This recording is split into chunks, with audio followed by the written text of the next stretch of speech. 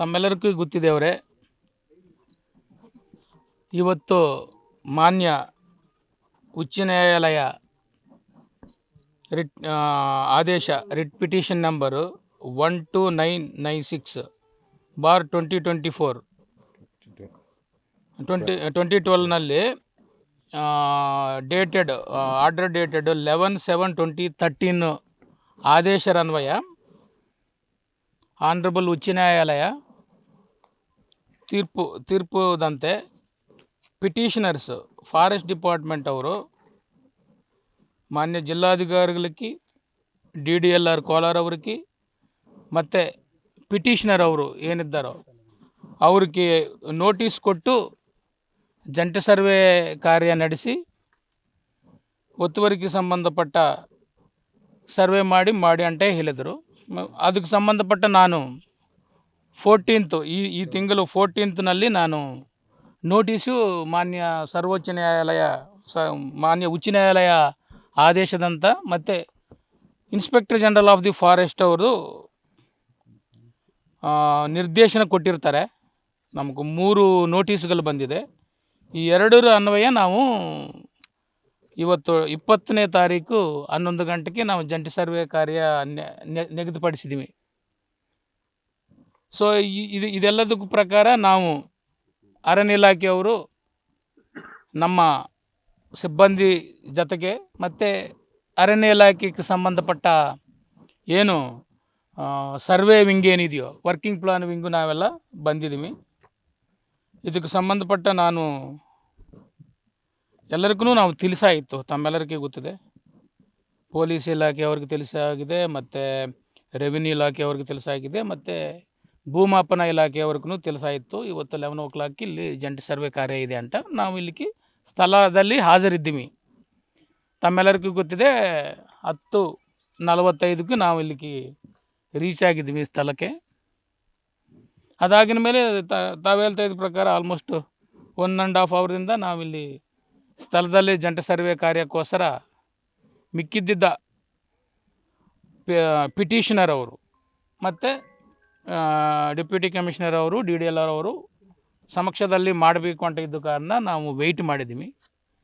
So ಯಾರೂ ಬಂದಿಲ್ಲದ ಕಾರಣ ಇದೆಲ್ಲದನ್ನು ನಾವು ಸ್ಥಳ ಮಹಾಜರ ತಮ್ಮ ಮುಂದೆಲ್ಲ ಮಾಡಿ ಇದಕ್ಕೆ ಸಂಬಂಧಪಟ್ಟ ರಿಪೋರ್ಟ್ ನಾವು ಮೇಲಾಧಿಕಾರಿಗಳಿಗೂ ಕಳಿಸಲಾಗುವುದು. ಜಿಲ್ಲಾಧಿಕಾರಿ ಸಂಪರ್ಕ ಮಾಡಿದ್ರೆ ಸರ್ ಇಲ್ಲಿಗೆ ಬಂದ ನಂತರ?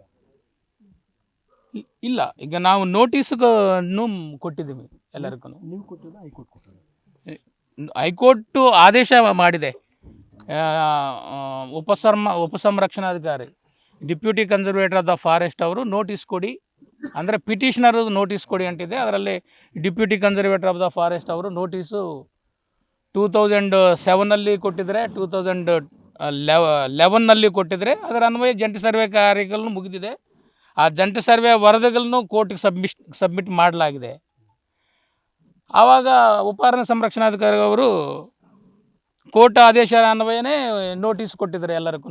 ಎಲ್ಲರೂ ಬಂದಿದ್ದಾರೆ, ಸರ್ವೆ ಕಾರ್ಯ ನಡೆದಿದೆ. ಸರ್, ಈಗ ಡೇಟ್ ಫಿಕ್ಸ್ ಮಾಡಿದ್ದೀರಾ ನೀವು? ಡೇಟ್ ಫಿಕ್ಸ್ ಮಾಡುವಾಗ ಒಂದು ನಿಮಿಷ, ಇವರು ರೀಜನಲ್ ಕಮಿಷನರ್ ಅವರು DFO ಅವರಿಗೆ ನೋಟಿಸ್ ಕೊಡೋಕ್ಕೆ ಪವರ್ಸ್ ಇಲ್ಲ ಅಂತ ಹೇಳಿ ಒಂದು ಲೆಟರ್ ಹಾಕಿದ್ದಾರೆ. ಮತ್ತು ರೆವಿನ್ಯೂ ಡಿಪಾರ್ಟ್ಮೆಂಟ್ನವ್ರು ಯಾರು ಸರ್ವೆಗೆ ಹೋಗಬಾರ್ದು ಅಂತ ಹೇಳಿ ಮಾಡಿದ್ದಾರೆ. ಸೊ ನೀವು ಪ್ರೊಸೀಜರ್ ಫಾಲೋ ಮಾಡಿರಲಿಲ್ಲ ಇದಕ್ಕೆ ಮುಂಚೆ? ನನ್ನ ಗೊತ್ತಾಗಿ ನಾನು ಅವರು ಕೊಟ್ಟಿದ್ದ ಆದೇಶ ನಾನು ನೋಡಿರಲಿಲ್ಲ. ನಾನು ನಾಳೆ ಎಸ್ಟರ್ಡೇ 7 o'clock 8 o'clockವರೆಗೆ ನಮಗೇನು ನೋಟಿಸು ಆ ರೀತಿಯಲ್ಲಿ ಆರ್ಡರ್ ಬಂದಿರಲಿಲ್ಲ. ಆನರಬಲ್ ಹೈಕೋರ್ಟ್ ಆರ್ಡರ್ ಕ್ಲಿಯರ್ ಆಗಿದೆ. ಪಿಟಿಷನರ್ಸ್ ಅಂದರೆ ಫಾರೆಸ್ಟ್ ಡಿಪಾರ್ಟ್ಮೆಂಟ್ ಅವರು, ಅದರಲ್ಲಿನೂ ಪರ್ಟಿಕ್ಯುಲರ್ ಆಗಿ deputy conservator of the forest give A notice fresh ಅಂತ ಇದೆ. ಅದರಲ್ಲಿ ಯಾರ್ಯಾರಿಗೆ ನೋಟಿಸ್ ಕೊಡಬೇಕು ಅಂತ ಇದೆ. ಆದ್ದರಿಂದ ನಾನು ಅವ್ರದ್ದು ಆರ್ಡರ್ ನಾನು ನೋಡಿರಲಿಲ್ಲ. ನೋಡಿದ ಮೇಲೆ ನಾನು ನಮ್ಮ ಮೇಲಾಧಿಕಾರಿಗಳಿಗೂ ತಿಳಿಸ್ತೀನಿ ಯಾವ ರೀತಿಯಲ್ಲಿ ನಾವು ಮುಂದಕ್ಕೆ ಹೋಗಬೇಕು ಈ ಜಂಟಿ ಸರ್ವೆ ಬಗ್ಗೆ ಅಂತ ಮುಂದಕ್ಕೆ ಹೋಗ್ತೀವಿ. ಈಗ 2 ಟೈಮು ಕೂಡ ಕ್ಯಾನ್ಸಲ್ ಆಗಿದೆ ಸರ್. ಸೊ ನೀವು 2 ಟೈಮ್ ಕೂಡ ಡಿಸ್ಕಸ್ ಮಾಡಿ ಡೇಟ್ ಫಿಕ್ಸ್ ಮಾಡಿರ್ತೀರಾ? ಹೌದು.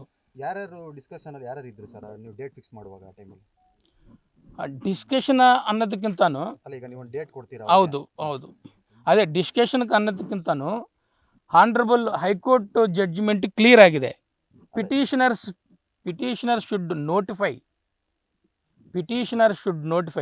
Petitioner number 1 is the Principal Secretary Forest. Petition number 2, Conservator of the Forest, Bangalore. Petition number 3, DFO, Deputy Conservator of the Forest, Kolar. Petition number 4, Range Officer, Srinivasapura. Petitioner should notify to the DC, DDLR and ಪಿಟಿಷನರ್ಗೆ ಮಾಡಿ ಅಂತ ಹೇಳಿದ ಮೇಲೆ ನಾವು respondents 4 ಜನ ಇದ್ವಿ. 4 ಜನರಲ್ಲಿ ನಾವು action ತೊಗೊಳ್ಲೇಬೇಕಾಗಿದೆ. ಈ ಹಿಂದೆ ಎಲ್ಲದನ್ನು DCF ಅವರು ನೋಟಿಸ್ ಇಶ್ಯೂ ಮಾಡಿದರೆ ಆ ನೋಟಿಸ್ನು ಮಾನ್ಯ ಹೈಕೋರ್ಟ್ ಅವರು ಪರಿಗಣನೆಗೆ ತಗೊಂಡು ಆಯಿತು ಆಲ್ರೆಡಿ ಮುಂಚೆ. ಆರೋಪ ಇದೆ ಒಂದೊಂದು ಹೈಕೋರ್ಟ್ ಯಾರು ಸರ್ವೆ ಕಂಡಕ್ಟ್ ಮಾಡಬೇಕು ಅಂತ ಹೇಳಿ ಆರ್ಡರ್ ಇದೆ. Respondents only, forest department only should conduct the joint survey for notifying the. RC ಅವರು DFO ಅವರಿಗೆ ಇದನ್ನ ಕಂಡಕ್ಟ್ ನಾನು ಆರ್ಡರ್ ನೋಡಿರಲಿಲ್ಲ. ನಾನು ನೋಡಿದ ಮೇಲೆ ಹೈಕೋರ್ಟ್ ಆರ್ಡರ್ ಕ್ಲಿಯರ್ ಇದೆ.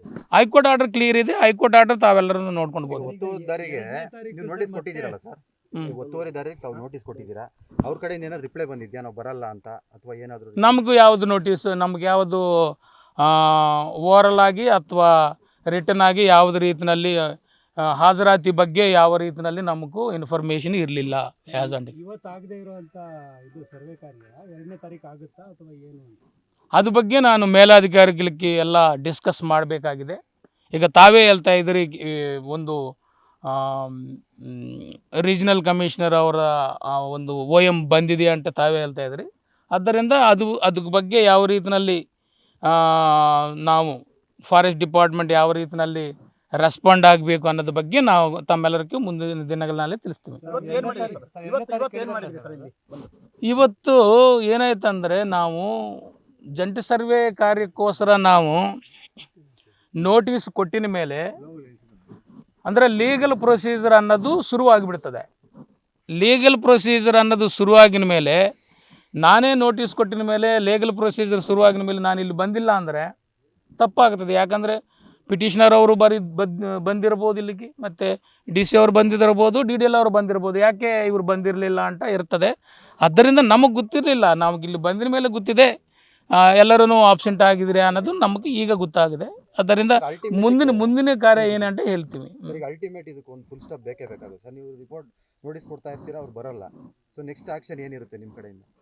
ಅದು ನಾವು ಎಲ್ಲ ಲೀಗಲ್ ಪ್ರೊಸೀಜರ್ ಏನಿದೆಯೋ ಅನ್ನೋದು ಮುಂದಿನ ದಿನಗಳಲ್ಲಿ ನಾವು ಸೀನಿಯರ್ ಅಧಿಕಾರಿಗಳದ್ದು ಎಲ್ಲ ಚರ್ಚೆ ಮಾಡಿ ಅದ್ರ ಬಗ್ಗೆ ಮುಂದಿನ ಕ್ರಮ ನಾವು ಕೈಗೊಳ್ತೀವಿ ಅಂತ ಹೇಳಿ. 2ನೇ ತಾರೀಕು ಕೊಟ್ಟಿದ್ದಾರಲ್ಲ ಸರ್, ನೀವು 2ನೇ ತಾರೀಕು ಡೇಟ್ ಫಿಕ್ಸ್ ಮಾಡಿದ್ದಾರೆ.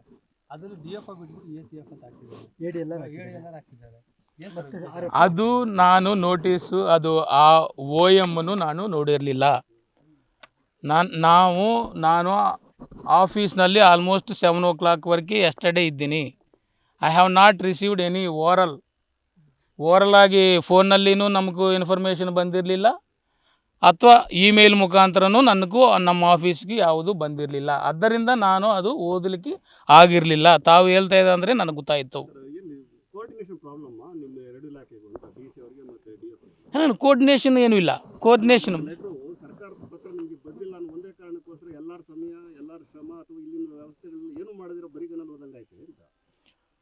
ಅದು ಈಗ ಇದಕ್ಕೆ ಸಂಬಂಧಪಟ್ಟ ಯಾವ ರೀತಿಯಲ್ಲಿ ರಿಯಾಕ್ಟ್ ಮಾಡಬೇಕು ಅನ್ನೋದು ನಾವು ಮುಂದಿನ ದಿನಗಳಲ್ಲಿ ಮೇಲಾಧಿಕಾರಿಗಳ ಜೊತೆಗೆ ನಾನು ಚರ್ಚೆ ಮಾಡಿ ತಮ್ಮೆಲ್ಲರಿಗೂ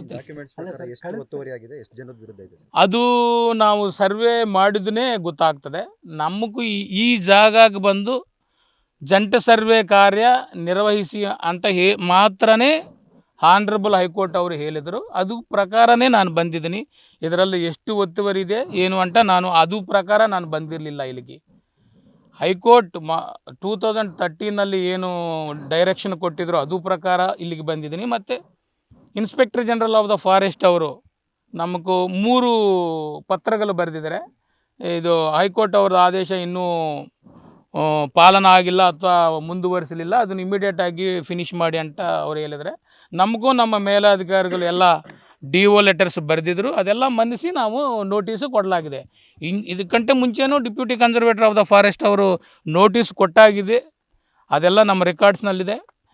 ಅದು ಪ್ರಕಾರನೇ ಆವತ್ತು ಯಾವ ರೀತಿಯಲ್ಲಿ ನಾವು ಜಂಟಿ ಸರ್ವೆ ಕಾರ್ಯಕ್ಕೋಸ್ಕರ ಯಾವ ರೀತಿಯಲ್ಲಿ ಅವ್ರು ಹೇಳಬೇಕಂದ್ರೂ ಅದೇ ಮಾಡಿದ್ದೀವಿ. ಇನ್ನೊಂದು ಏನು ಹೇಳ್ತಾರೆ ಅಂದರೆ ಆನರಬಲ್ ಹೈಕೋರ್ಟ್ ಅವರು, ನಾವು ಏನು ಈ ತಂಡ ಮಾಡಿದೀವೋ DC Kolar, deputy conservator of the forest ಮತ್ತು DDLR ಈ ತಂಡನಲ್ಲಿ ಎಲ್ಲರೂ ಇರಬೇಕು, ಯಾರೂ ಅಬ್ಸೆಂಟ್ ಆಗಲಿಕ್ಕಿಲ್ಲ ಅಂತಲೂ ಹೇಳಿದರು. ಅದೇ ಆರ್ಡ್ರ್ನಲ್ಲಿ ಪಿಟಿಷನರೂ ಇರಬೇಕು ಅಂತ ಹೇಳಿದರು. ಅಂದರೆ ಈ 4 ಜನರ ಹಾಜರಾತಿ ಜಂಟಿ ಸರ್ವೆ ಕಾರ್ಯಕ್ರಮಕ್ಕೂ ಕಂಪಲ್ಸರಿ. ಸೊ ಅದ್ರ ಬಿಟ್ಟು ನಾವು ಕೋರ್ಟ್ ಆರ್ಡ್ರಿಗೆ ಬಿಟ್ಟು ನಾವೇನು ಬೇರೆದು ಮಾಡ್ಲಿಕ್ಕೆ ಆಗೋದಿಲ್ಲ ಅಂತ ನನಗೆ ಗೊತ್ತಿದೆ. ಬಟ್ ಅದು ಪ್ರಕಾರನೇ ನಾನು ಇಲ್ಲಿ ಜಂಟಿ ಸರ್ವೆ ಕಾರ್ಯಕ್ಕೋಸ್ಕರ ಬಂದಿದ್ದೀನಿ. ಅದು ಬಿಟ್ಟು ನನಗೂ ಯಾವುದ ಮೇಲಾಧಿಕಾರಿ ಪತ್ರಗಳು ನನಗೂ ಗೊತ್ತಿರಲಿಲ್ಲ. ನೀನು ನೋಟಿಸು ಕೊಡ್ಲಿಕ್ಕೆ ಆಗೋದಿಲ್ಲ. ಮತ್ತು ಈಗ ನಾವು ಮೇಲಾಧಿಕಾರಿಗಳ ಜೊತೆಗೆ ನಾನು ಚರ್ಚೆ ಮಾಡಿ ಇದನ್ನು ಯಾವ ರೀತಿಯಲ್ಲಿ ಮುಂದುವರಿಸಬೇಕು ಅನ್ನೋದನ್ನು ತಮ್ಮೆಲ್ಲರಿಗೂ ತಿಳಿಸಿ. ಹೈಕೋರ್ಟ್ಗೂ ಕೂಡ ತಾವು ರಿಪ್ಲೈ ಕೊಡಬೇಕಾಗುತ್ತೆ ಸರ್. ಹೌದು. ಇವತ್ತಿಂದು ಸನ್ನಿವೇಶನ ನೀವು ಕಂದಾಯ ಇಲಾಖೆ ಅಧಿಕಾರಿಗಳು ಬಂದಿಲ್ಲ ಅಂತ ರಿಪ್ಲೈ ಕೊಡ್ತೀರಾ ಏನು ಸರ್? ಇವತ್ತು ನಾವು ಇಲ್ಲಿಗೆ ಬಂದಿದ್ದೀವಿ. ಯಾರ್ಯಾರು ಹಾಜರಾತಿ ಇದ್ದೀರೋ ಅವ್ರ ಹಾಜರಾತಿ ಇದೆ ಅಂತ ಹೇಳ್ತೀವಿ. ಯಾರ್ಯಾರು ಹಾಜರಾತಿ ಇಲ್ಲದೋ ಅವ್ರ ಹಾಜರಾತಿ ಇಲ್ಲ ಅಂತಲೂ ಹೇಳ್ತೀವಿ. ಅದು ಕಂಪಲ್ಸರಿಯಾಗಿ ನಾವು ಮೇಲಾಧಿಕಾರಿಗಳಿಗೂ ಮತ್ತು ಸಕ್ಷಮ ಪ್ರಾಧಿಕಾರದಿಂದ ನಾನು ಕಳಿಸಲೇಬೇಕಾಗ್ತದೆ. ಹೌದು. ಹೊಂದಾಣಿಕೆ ಇಲ್ಲ ಸರ್ ಅರಣ್ಯ ಇಲಾಖೆ ಮತ್ತು ಕಂದಾಯ ಇಲಾಖೆ? ಇಲ್ಲ ಹಂಗೇನಿಲ್ಲ, ನಮಗೂ 100% ಹೊಂದಾಣಿಕೆ ಇದೆ. ನಿಮ್ಮ ಮೇಲೆ ಏನಾದರೂ ಒತ್ತಡ ಇದೆ ಸರ್? ಇಲ್ಲ, ನಮ್ಮ ಮೇಲೆ ಏನೂ ಒತ್ತಡ ಇಲ್ಲ ಸರ್. ಈಗ 2ನೇ ತಾರೀಕು ನಿಮ್ಮನ್ನು ಬಿಟ್ಟಿದ್ದಾರೆ ಸರ್, ಕೈ ಬಿಟ್ಟಿದ್ದಾರೆ. ಇವಾಗ ಅದಕ್ಕೇನಾದರೂ ಇಲ್ಲ, ನಾನು ಆ ಆ ಅಧಿಕೃತ ಜ್ಞಾಪನಾ ಪತ್ರವನ್ನು ನಾನು ನೋಡಿರಲಿಲ್ಲ. ಆದ್ದರಿಂದ ಅದ್ರ ಬಗ್ಗೆ ನಾನು ಯಾವ ರೀತಿಯಲ್ಲಿ ನೋಡಿರಲಿಲ್ಲದ ಕಾರಣ ಮತ್ತು ನಾನು ಮೇಲಾಧಿಕಾರಿಗಳು ಹೊರಡಿಸಿದ ಪತ್ರ ಮೇಲೆ ನಾನು ಯಾವುದೇ ರೀತಿಯಲ್ಲಿ ರಿಯಾಕ್ಟ್ ಮಾಡಲಿಕ್ಕೂ ಆಗೋದಿಲ್ಲ. ಆದ್ದರಿಂದ ನಮ್ಮ ಸೀನಿಯರ್ ಅಧಿಕಾರಿಗಳ ಮುಖಾಂತರ ನಾವು ಏನು ಡೈರೆಕ್ಷನ್ಸ್ ನನಗೆ ಬೇಕು ಆ ಡೈರೆಕ್ಷನ್ಸ್ ಎಲ್ಲ ನಾನು ತಗೊಂಡು ಮುಂದಿನ ಇದಕ್ಕೆ ಸಂಬಂಧಪಟ್ಟ ಏನು ಮುಂದಿನ ಕಾರ್ಯಕ್ರಮ ಇದೆ ಅದೆಲ್ಲ ಮಾಡ್ತೀವಿ ಅಂತ ಹೇಳಕ್ಕೆ ಇಚ್ಛೆಪಡ್ತೇನೆ. ಎಷ್ಟು ನೋಟಿಸ್ ಕೊಡೋದು ಸರ್? ಈಗ ನವೆಂಬರ್ 6 ಒಂದಾಯಿತು, ಡಿಸೆಂಬರ್ 20 ಇಲ್ಲ ಇದಕ್ಕೆ ಅಂತ. ನೆಕ್ಸ್ಟ್ ಎಷ್ಟು ನೋಟಿಸ್ ಕೊಡ್ಬೋದು, ಎಷ್ಟು ಟೈಮ್ ಫಿಕ್ಸ್ ಮಾಡ್ಬೋದು? ಎಷ್ಟು ನೋಟಿಸ್ಗಳು ಅನ್ನೋದ್ರ ಬಗ್ಗೆ ಅದನ್ನು ನಾವು ಚರ್ಚೆ ಮಾಡಬೇಕಾಗಿದೆ ಮತ್ತು ನಮ್ಮ ಸೀನಿಯರ್ ಅಧಿಕಾರಿಗಳ ಗಮನಕ್ಕೆ ತರ್ತೀವಿ. ತಂದಿನ ಮೇಲೆ ಆ್ಯಕ್ಷನ್ ತಗೊಳ್ಳಲಾಗುವುದು. ನಮಸ್ಕಾರ, ಧನ್ಯವಾದ. ಯೂರಾಲಜಿ ವಂಶೋದಯ ಆಸ್ಪತ್ರೆಯಲ್ಲಿ ನಾವು ಸಮಗ್ರ ಮೂತ್ರಶಾಸ್ತ್ರದ ಆರೈಕೆಯನ್ನ ಒದಗಿಸುತ್ತೇವೆ. ರೋಗ ನಿರ್ಣಯದಿಂದ ಚೇತರಿಸಿಕೊಳ್ಳುವವರೆಗೆ ನಿಮ್ಮ ಆರಾಮ ಮತ್ತು ಆರೋಗ್ಯವನ್ನ ಖಚಿತಪಡಿಸಿಕೊಳ್ಳಲು ನಮ್ಮ ತಜ್ಞರ ತಂಡ ಸದಾ ಸಿದ್ಧರಿದ್ದಾರೆ. ಹೆಚ್ಚಿನ ಮಾಹಿತಿಗಾಗಿ ಸಂಪರ್ಕಿಸಿ 727770 727770 ಅಥವಾ 9141 0666685.